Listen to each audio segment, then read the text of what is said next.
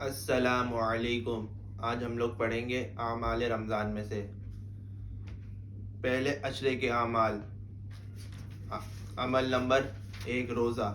پہلا دوسرا حصہ ہم نے اس کا پڑھ لیا تھا، آج کا ہمارا اس کا تیسرا حصہ ہے۔ آداب روزہ۔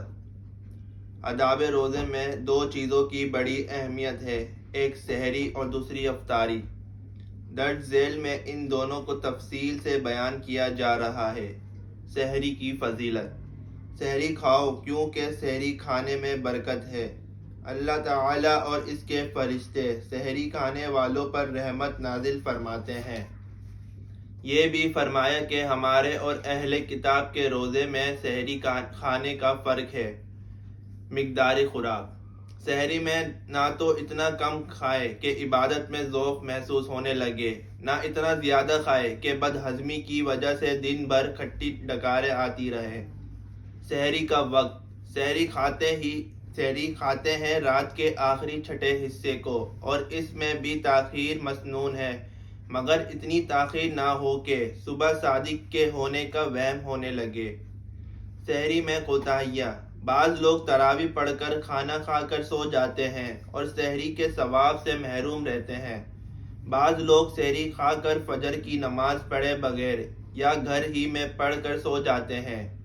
بعض لوگ سحری کھانے میں اتنی تاخیر کرتے ہیں کہ وقت نکل جانے کا خطرہ ہوتا ہے، یہ بھی سراسر بے احتیاطی ہے۔ افطاری۔ کب افطار کرنا چاہیے؟ سورج غروب ہوتے ہی جلدی روزہ افطار کرنا سنت ہے، اور افطار میں تاخیر کرنا خلاف سنت ہے۔ حدیث میں ہے کہ جب تک میری امت کے لوگ افطار میں جلدی کرتے رہیں گے وہ اچھے حال میں رہیں۔ اللہ تعالیٰ کا ارشاد ہے کہ اپنے بندوں میں مجھے وہ بندہ زیادہ محبوب ہے جو افطار میں جلدی کرے۔ مسئلہ: روزے دار کی سحری و افطاری میں اسی جگہ کے وقت کا اعتبار ہوگا جہاں وہ ہے، پس جو شخص عرب ممالک سے روزہ رکھ کر کراچی آئے اس کو کراچی کے وقت کے مطابق افطار کرنا ہوگا۔ اگر جہاز پر یا پہاڑ کی چوٹی پر ہے تو اس جگہ کا اعتبار ہے۔ کس چیز سے افطار کرنا چاہیے؟ کھجور سے، وہ نہ ہو تو پانی ہی سے کر لیا جائے۔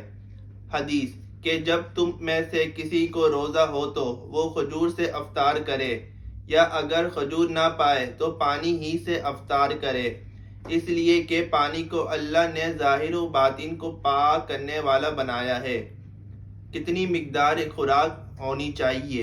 امام غزالی رحمۃ اللہ علیہ لکھتے ہیں کہ روزے کی غرض یعنی قہر ابلیس اور شہوت نفسانیہ کا توڑنا کیسے حاصل ہو سکتا ہے؟ اگر آدمی افطار کے وقت اس مقدار کی تلافی کرے جو فوت ہوئی۔ حقیقتاً ہم لوگ بج اس کے کہ اپنے کھانے کے اوقات بدل دیتے ہیں، اس کے سوا کچھ بھی کمی نہیں کرتے، بلکہ اور زیادتی مختلف انواع کی کر جاتے ہیں۔ افطار کے وقت اور بعد میں کیا پڑھنا چاہیے؟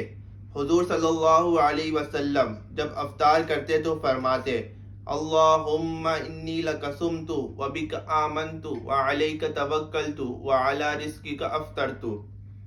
اے اللہ، میں نے تیرے ہی واسطے روزہ رکھا اور تیرے ہی رزق سے افطار کیا۔ حضور صلی اللہ علیہ وسلم جب روزہ افطار کرتے تھے تو فرماتے: ذہب الظمأ وابتلت العروق وثبت الاجر انشاء اللہ۔ پیاس چلی گئی اور رگیں جو سوکھ گئی تھی وہ تر ہو گئیں، اور خدا نے چاہا تو اجر و ثواب قائم ہو گیا۔ افطار کرانے کی فضیلت۔ حدیث: جس نے کسی روزے دار کو افطار کرایا یا کسی مجاہد کو سامان دیا تو اس کو روزے دار اور مجاہد کے مثل ثواب ملے گا۔ افطار میں کوتاہیاں۔ کم سن بچوں کی روزہ کشائی اور سیاسی اور دنیاوی مقاصد کو اور نام و نمود کے لیے افطار پارٹیاں، روزہ خوروں کو افطار پارٹی میں مدعو کرنا، ان پارٹیوں میں موی تصویر کشی، اسراف اور اللہ کی نعمتوں کو ضائع کرنا، مخلوط محفل بے پردگی۔